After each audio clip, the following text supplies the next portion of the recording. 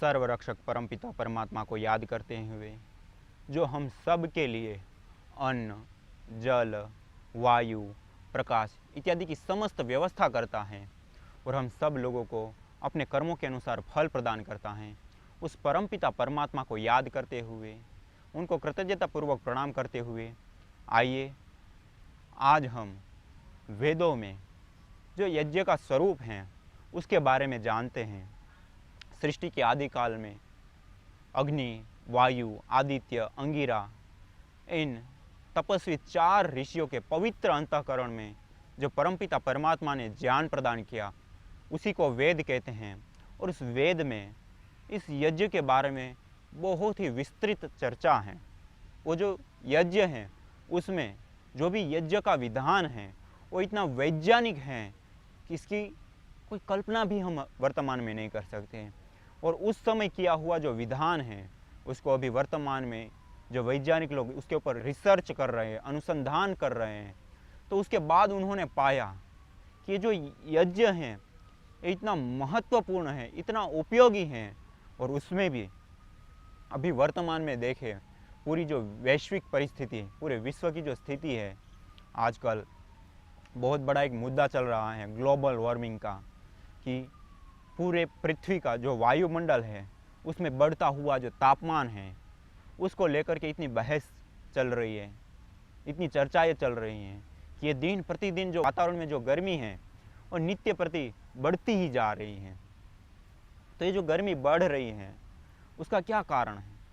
उसका कारण प्रदूषण।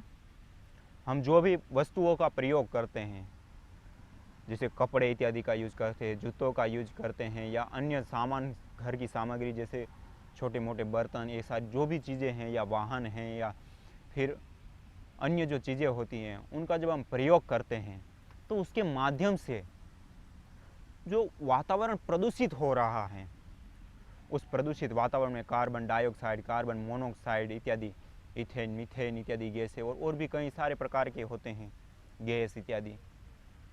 तो ये सारी चीज़ें जब वातावरण में मिलती हैं तो उससे वातावरण का जो तापमान है वो बढ़ता जाता है। विशेष करके कार्बन डाइऑक्साइड और मीथेन गैस, ये दोनों जो हैं वो विशेष रूप से इस धरती पर का जो तापमान है उसको विशेष रूप से बढ़ाती हैं।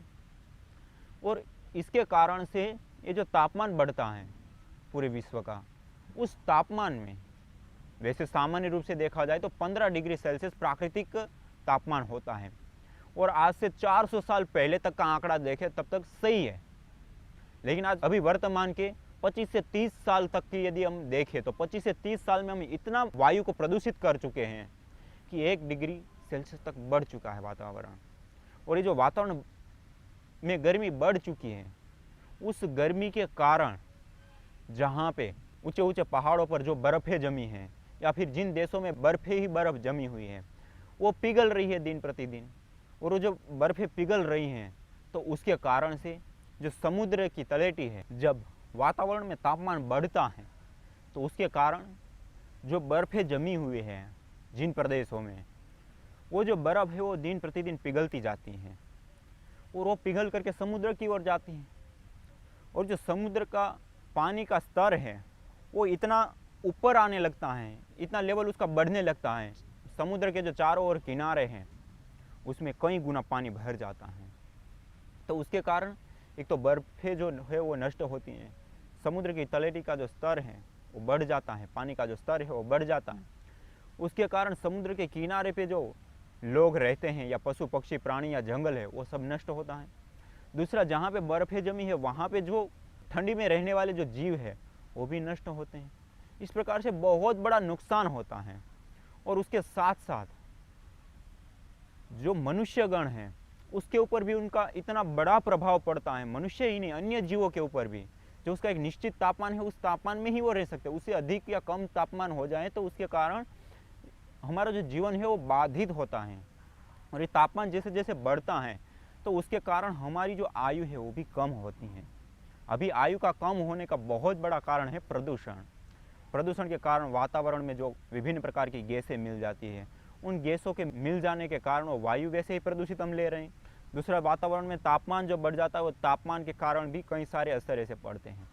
तो इन सबको ठीक करने के लिए या ठीक रखने के लिए सृष्टि के आदि काल में ही वेदों में जो यज्ञ का विधान किया है वो इतना विशेष है कि यदि आज हम उस यज्ञ को अपनाएं, यदि आज हम इस यज्ञ का इतने विस्तार पूर्वक इसकी महत्ता को सबको बताएं और सब लोग इसको अपनाएं और व्यापक रूप से यदि यज्ञ किए जाए, तो आज भी जिस लेवल तक हम प्रदूषण कर चुके हैं, जितनी बीमारियां अभी तक फैल चुकी हैं या जो फैल रही हैं या फिर जो हो गई है व्यक्ति को दूसरी भी बीमारियां, उसके ऊपर भी बहुत बड़ा कंट्रोल हम कर सकते हैं। और उसके साथ साथ ये जो प्राकृतिक आपदाएं आती हैं, उन प्राकृतिक आपदाओं को भी ठीक करने का एक ही मात्र साधन है, वो है यज्ञ। जैसे अतिवृष्टि हो जाना, अनावृष्टि हो जाना, कहीं वात चक्र इत्यादि की समस्या है, तो कहीं भूकंप इत्यादि होते हैं। तो इस प्रकार की जो विभिन्न प्रकार की जो प्राकृतिक आपदाएं आती है, उसके कारण भी करोड़ों करोड़ों लोग प्रभावित होते हैं, लाखों लोग मर जाते हैं हर साल। और इसी प्रकार केवल ग्लोबल वार्मिंग की जो समस्या है उसके कारण वैसे ही WHO ने कितने बड़े बड़े आंकड़े दे दिए हैं कि कितने लाखों लोग हैं वो इस ग्लोबल वार्मिंग के कारण, बढ़ते हुए तापमान के कारण, ये प्रदूषित वायु के कारण करोड़ों करोड़ों लोग प्रभावित तो होते ही होते हैं, लेकिन लाखों लोग मृत्यु के मुंह में समा जाते हैं। इसलिए कहते हैं कि जो हम सुविधाएं विभिन्न प्रकार की ले रहे हैं, वो सुविधाएं हम समझ रहे हैं कि हमारे लिए सुविधा हैं, लेकिन यही हमारे जीवन को हर रही है, वही हमारी दुविधा बन करके खड़ी है एक ओर से। इसलिए इससे हमको बचना चाहिए। और ये जो वातावरण फैल चुका है उसका जो समाधान है यज्ञ, उस यज्ञ को हमको अपनाना चाहिए। और इस यज्ञ के ऊपर जो विभिन्न वैज्ञानिक लोगों ने रिसर्च किए, अनुसंधान किए, तो उन रिसर्च से, उन अनुसंधानों से इतने आश्चर्यजनक प्रमाण उसके सामने आए कि ये जो यज्ञ है उसमें हम जो भी सामग्री डालते हैं, घृत डालते हैं, उसके माध्यम से जो गैस पैदा होती हैं, जो गैस उत्पन्न होती हैं, वो कई गुना होकर के पूरे वायुमंडल में फैल जाती है। और इस वायुमंडल में फैल करके जिस वायुमंडल में प्रदूषण है, जो दुर्गंध युक्त वायु है, उसको नष्ट करती है। और जो इसमें नेगेटिव बैक्टीरिया, नेगेटिव जो एनर्जी होती है वायुमंडल में, उसको भी वो दूर कर देता है। इसलिए यज्ञ जो है वो केवल मात्र एक अनुष्ठान मात्र नहीं है, वो केवल एक विधि विधान मात्र नहीं है। वो जो यज्ञ है वो इतना बड़ा वैज्ञानिक तथ्य है, इतना बड़ा वैज्ञानिक प्रक्रिया है कि इस पूरे भूमंडल में, पूरे विश्व के सामने आज जो चुनौती है ग्लोबल वार्मिंग की, और करोड़ों करोड़ों लोग जिससे प्रभावित होते हैं, लाखों लोग जिससे मर जाते हैं, उन सब को ठीक करने के लिए ये यज्ञ एक पर्याप्त है, एक बहुत बड़ा साधन है। और आज हम जिस स्थिति में जी रहे हैं उस स्थिति से बाहर निकलने के लिए और शुद्ध पवित्र वातावरण को प्राप्त करने के लिए हमको एक यज्ञ को अपनाना पड़ेगा। और इस यज्ञ को व्यापक रूप से सबको अपनाना पड़ेगा। और इसके लिए बहुत बड़े प्रसार प्रचार की आवश्यकता है। ये जो यज्ञ की महत्ता जो है, उस महत्ता को सबके दिल तक, सबके दिमाग तक पहुंचाने की आवश्यकता है। आज ये जो यज्ञ है उसकी इतनी महत्ता है, उस महत्ता को यदि हम व्यापक रूप से सबको बताएं और सब लोग इसके प्रति प्रेरित हो और सब लोग यदि इसका अनुष्ठान करें, यज्ञ करें, एक क्रियात्मक रूप में इस धरती पर परिणित कर दे इस यज्ञ को, जो वेदों में आदिकाल में विधान किया है उसको, तो आज भी हम उसी स्वर्ग रूपी धरती पर रह रहे हैं। क्योंकि आज जितना हम दुखी हैं, कष्ट भोग रहे हैं, उन दुखों का, उन कष्टों का निवारण एकमात्र है यज्ञ।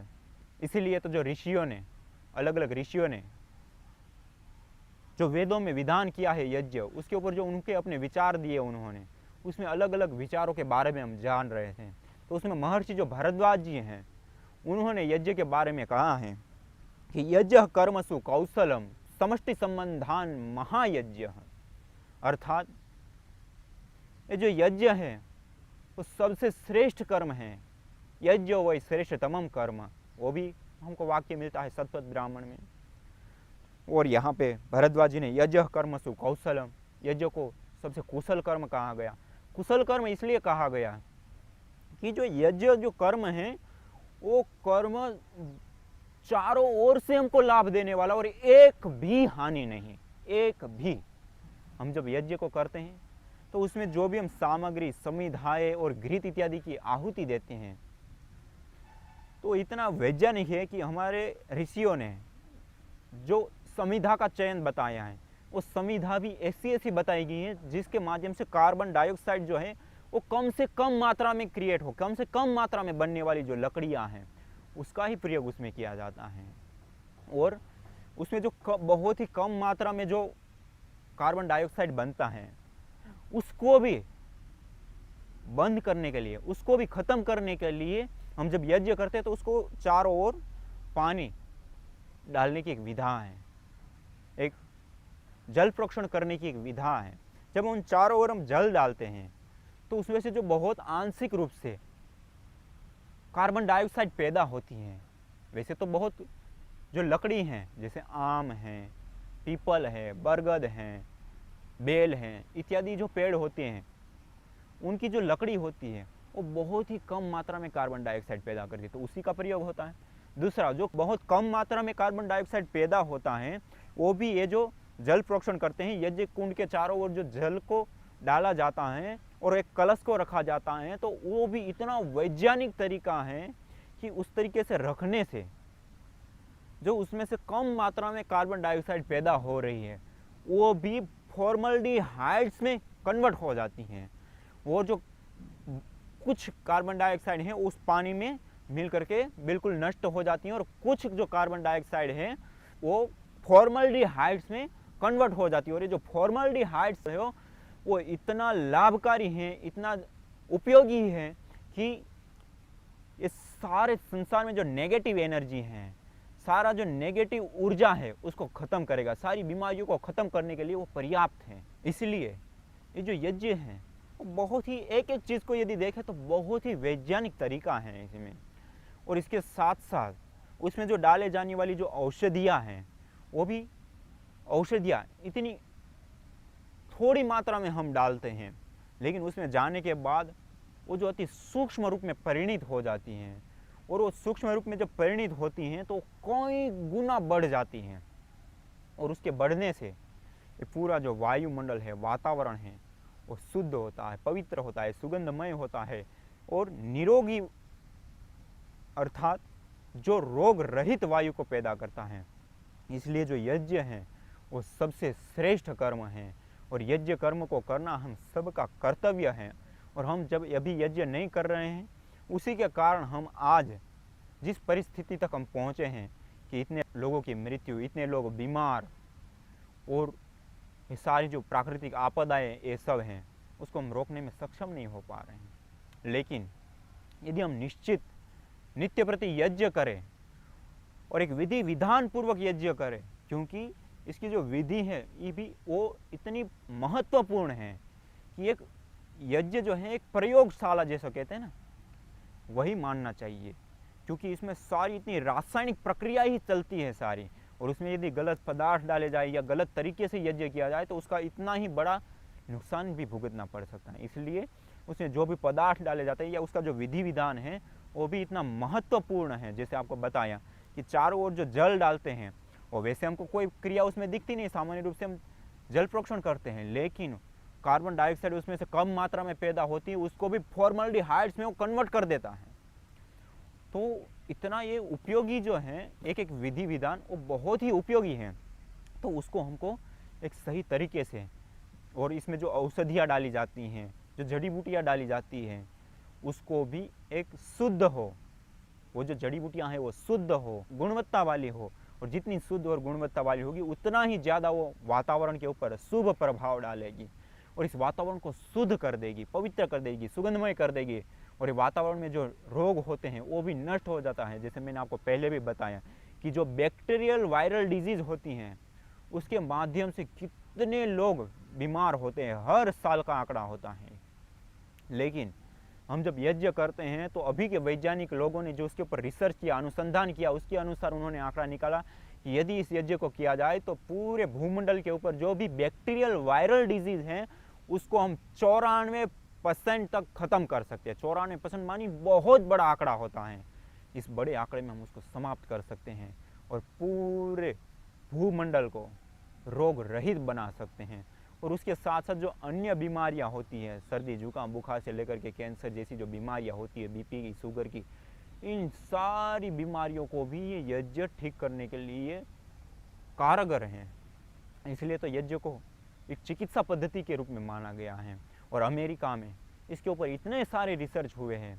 अमेरिका की एक संस्था है यज्ञ शोध संस्थान नाम से, जिन्होंने इसके ऊपर इतने सारे रिसर्च किए, अनुसंधान किए हैं। तो उन्होंने भी जो हम कृषिकरण करते हैं, कृषि करते हैं, खेती करते हैं, उसमें खेती करने से जो उत्पादन मिलता है उसको 4 गुना तक बढ़ा सकते हैं।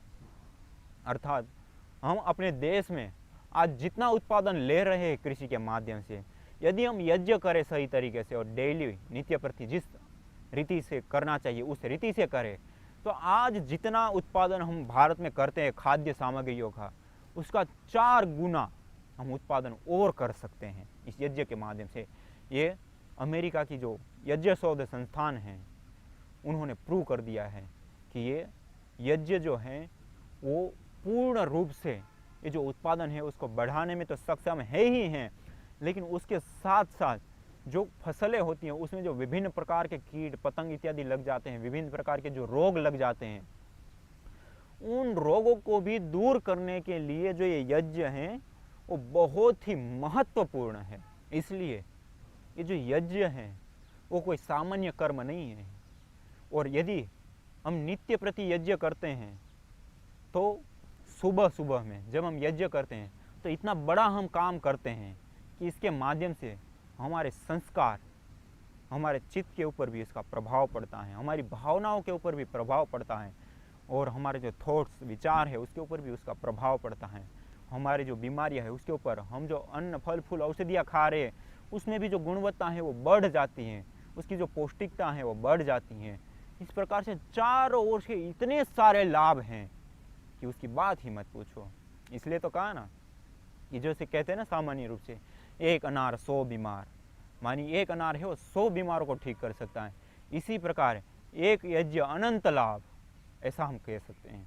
मानी एक ही यज्ञ करने से, एक ही कर्म को करने से, एक ही समय में एक ही साथ कितने सारे लाभ।